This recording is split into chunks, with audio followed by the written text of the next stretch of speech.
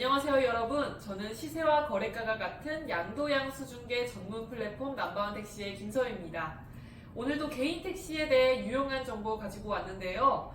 일반 택시는 너무 잘 알고 계시죠? 그런데 그 외 다른 형태로 개인 택시 영업을 할 수 있는 영업용 개인 택시 차량이 있다고 해서 오늘 같이 알아보려고 합니다.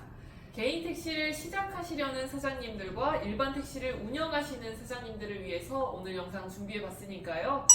영상 시청 전에 구독과 좋아요, 알림 설정 잊지 마시고요. 꼭 영상 끝까지 시청해 주시기 바라겠습니다. 자, 그럼 시작하도록 하겠습니다. 서울 시내를 달리는 택시는 몇 종류나 될까요? 바로 두 종류입니다. 꽃담색 차량으로 운행하시는 법인 택시라 불리는 일반 택시와 중형 택시라고 불리는 개인 택시가 있습니다.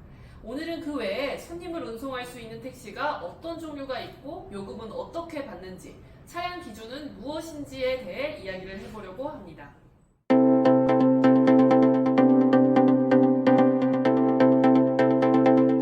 네, 서울 기준으로는 개인 택시가 48,969대가 등록되어 있는데요. 이 중 개인 택시 중형 45,743대로 약 93.4%를 차지하고 있습니다. 나머지는 개인 택시 모범은 761대, 고급 2,089대, 대형은 193대가 등록되어 있습니다. 나머지 지역은 표를 참고해 주시면 될 것 같습니다. 개인 택시 기사분들 중 인터내셔널 택시는 460대 정도 등록되어 있고 실제로 활동하시는 사장님들은 더 적다고 보시면 됩니다. 네, 자세한 내용은 지금 띄워드리는 표를 참고해 주세요. 네. 아까 말씀드린 인터내셔널 택시에 대해서 알아보려고 하는데요. 인터내셔널 택시 어떤 일을 하는 걸까요? 인터내셔널 택시 기사는 외국인 고객을 대상으로 하는 택시 운전기사로서 외국어 능력과 지역 지식, 고객 서비스 기술 등이 요구됩니다. 일반적으로는 영어, 중국어, 일본어 등 외국어 능력이 필요하고요. 특정 지역에 대한 지식과 경험도 매우 중요합니다. 운행 자격은 서울시에서 택시 운행 경력이 3개월 이상 되어야 하고 그 이후 인터내셔널 택시 시험을 봐야 합니다. 시험은 외국어 면접 및 필기 시험이 있고 본사에서는 시험 결과를 토대로 A, B, C 등급으로 매겨서 자격을 받을 수 있습니다. 불합격되시는 기사님들도 계시기 때문에 외국어 중 특히 영어는 필수 조건입니다. 여기서 잠깐 제가 퀴즈를 한번 내보려고 합니다. 바로 인터내셔널 택시에 관한 OX 퀴즈인데요.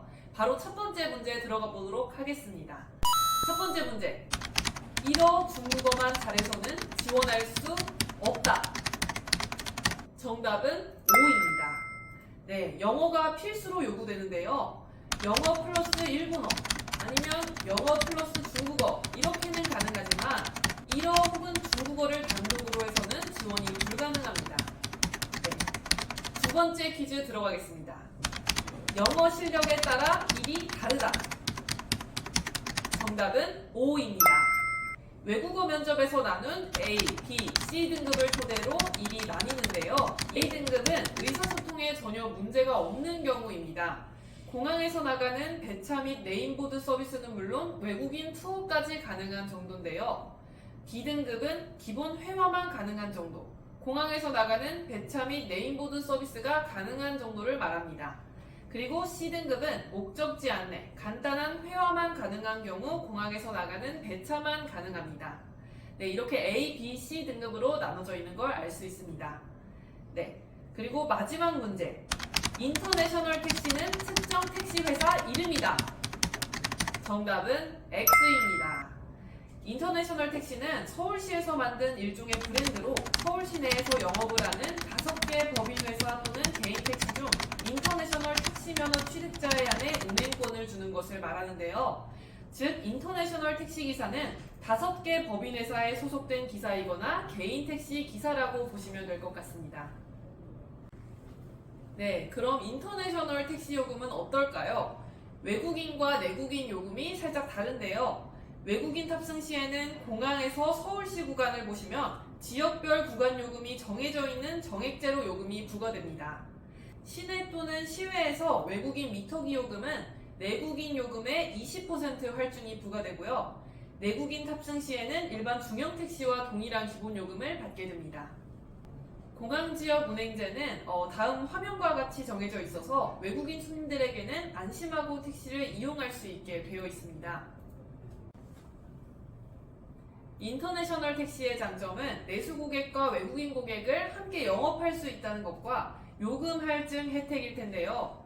외국인 고객을 태웠을 때 주야간 상관없이 20%의 할증을 받을 수 있습니다. 만약 심야에 외국인 고객을 태운다면 최대 60%까지 할증이 적용되는 슈퍼 할증 혜택을 누릴 수 있다는 것이죠. 그럼 기본 요금이 자그마치 7,700원입니다. 개인 택시로 모범 택시 요금을 받는 것과 같은 것인데요. 월 회비 5만원씩 내는 가치가 있지 않을까요? 반면에 단점은 개인 택시 영업에 비해 손님을 기다리는 시간이 매우 긴 편이라는 겁니다. 공항에서 외국인 손님을 태우기 위해서 최대 5시간을 기다리는 일도 적지 않습니다.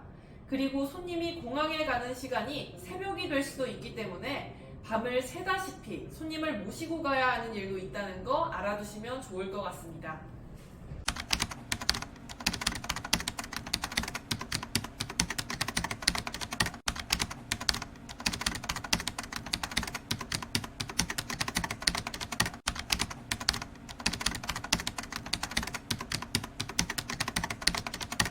그 다음은 채용 절차입니다. 첫 번째는 지원을 하셔야 되는데요. 인터내셔널 택시 홈페이지에서 응시지원서 다운로드 후에 접수하시고 신규 모집은 매년 1회에서 2회 정도 진행하게 됩니다. 두 번째는 면접입니다. 서류 합격자 대상으로 면접을 진행하는데요. 진행료는 15,000원이고 외국어 면접과 인성 면접이 진행됩니다. 세 번째는 교육입니다. 합격자를 대상으로 하루간의 기본 교육을 실시하게 됩니다. 네 번째는 신원조회입니다. 다섯 번째는 자격증 발급인데요. 1개월 내에 인터내셔널 택시를 운행하셔야 됩니다. 미등록 시에는 최종 합격이 취소될 수 있습니다. 여섯 번째는 응시 자격입니다. 서울시 법인 택시 종사자 또는 개인 택시 사업자 중 3개월 이상 경력이 있는 자를 말합니다. 네, 이 6가지 절차 참고하셔서 채용하시면 좋을 것 같습니다.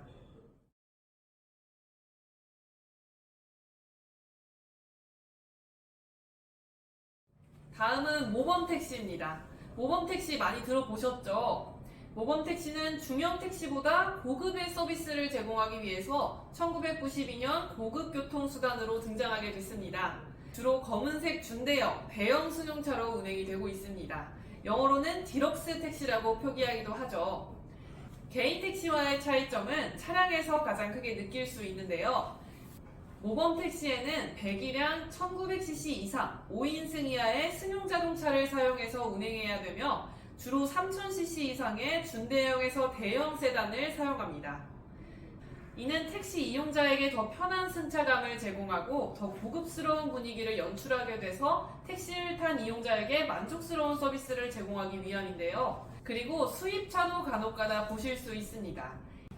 대형 택시는 스타렉스, 스타리아, 카니발과 같이 MPV 차량을 이용한 모범 택시라고 보시면 됩니다. 승용 모범 택시와 마찬가지로 검은색 차량이고요. 주로 5인 이상 고객들을 위해서 운영되고 있으며 운임은 일반 승용 모범 택시와 동일합니다. 수입 차량으로 운행되는 경우도 꽤 있는데요. 주로 공항에서 많이 보실 수 있으며 주 이용 고객도 짐이 많은 공항 이용객입니다. 콜밴과 혼동하시는 분들도 계시는데요. 승합자동차 콜밴은 모범차 고급 택시가 아닌 승합차 개념으로 이해하시면 편할 것 같습니다. 콜밴에 붙어있는 노란 영업용 번호판은 택시가 아닌 화물 번호판으로 거래가 됩니다. 모범 택시는 좋은 서비스를 제공하는 만큼 기본 요금도 개인 택시에 비해서 조금 높은데요. 화면을 참고해 주시면 될 것 같습니다. 모범 택시의 장점과 단점에 대해서 설명해 드리겠습니다. 모범 택시의 가장 큰 장점은 무엇보다 부재가 적용되지 않았다는 점이었죠. 작년까지만 해도 부재가 있었고 모범은 부재를 받지 않으니 언제든 일할 수 있다는 장점이 있었습니다. 요금까지 비싸게 받을 수 있으니 고급이 나오기 전까지만 해도 모범 택시를 하시려는 분들이 굉장히 많았죠. 3,000대 이상이 모범 택시로 등록되었던 적도 있었던 걸 보면 얼마나 인기가 있었는지 실감할 수 있습니다. 그러나 가장 큰 장점이었던 부재는 이미 해제되었죠. 그만큼 경쟁력을 잃어버리고 요금 인상률도 중형택시가 19.3%인데 반해 모범택시는 11.6%에 그쳤죠. 장점이 사라지면서 단점으로 보일 수 있는 부분들입니다. 왜냐하면 모범택시는 비싸다는 인식이 생겼기 때문입니다. 거기다 경기 침체로 인해 지출이 부담스러워지는 가운데 모범택시를 이용하려는 승객도 줄어들게 됐죠.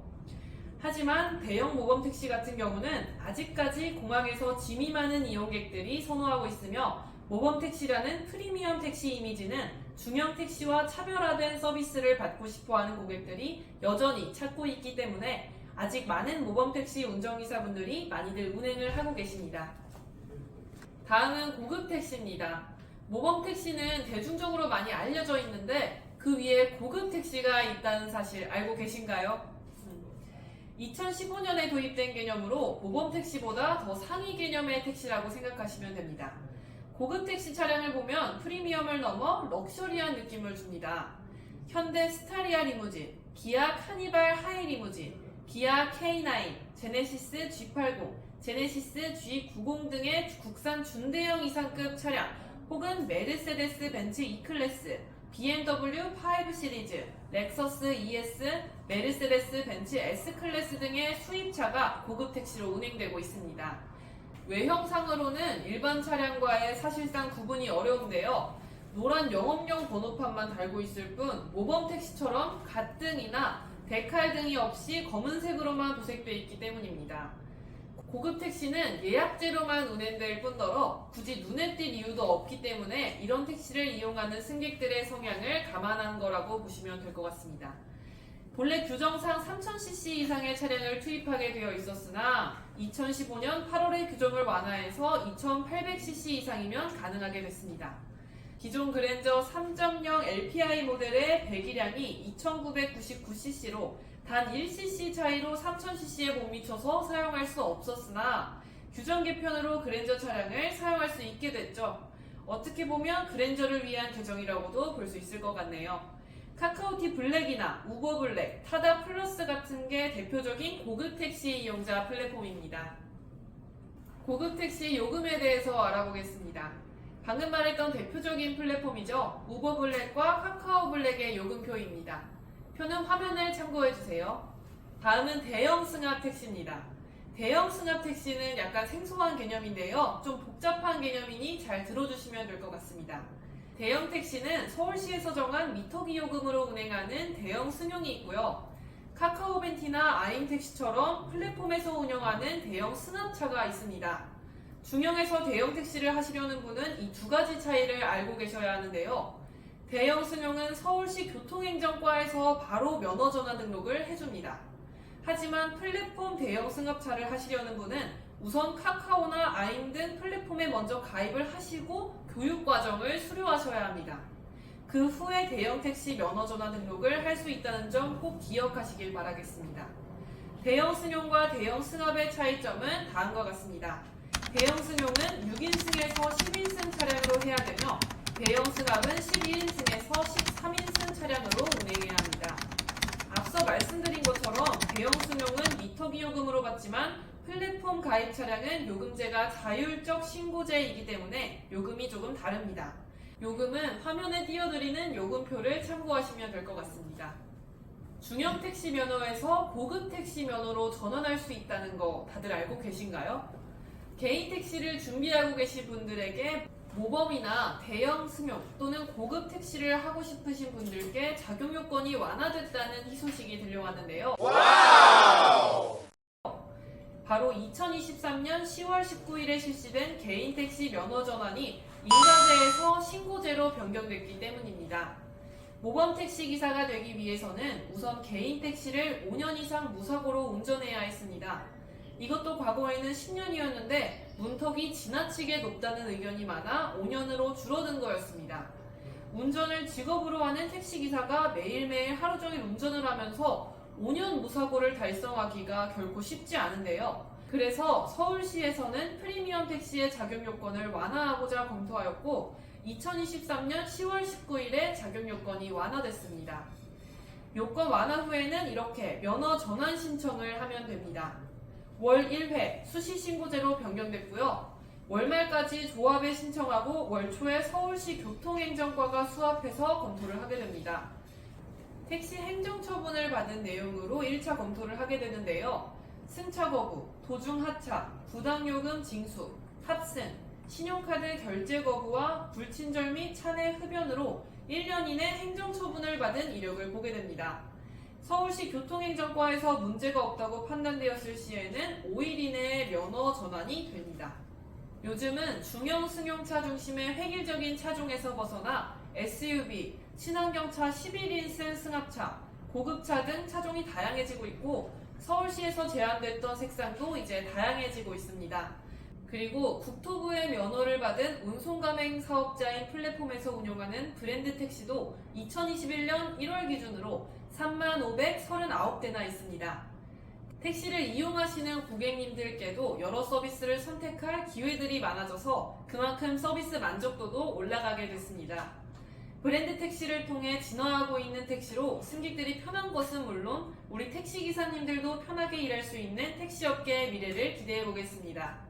그럼 오늘도 넘버원 택시가 준비한 택시 관련 정보가 도움되셨다면 구독과 좋아요, 알림 설정 잊지 마시고요. 지금까지 시청해주셔서 감사합니다.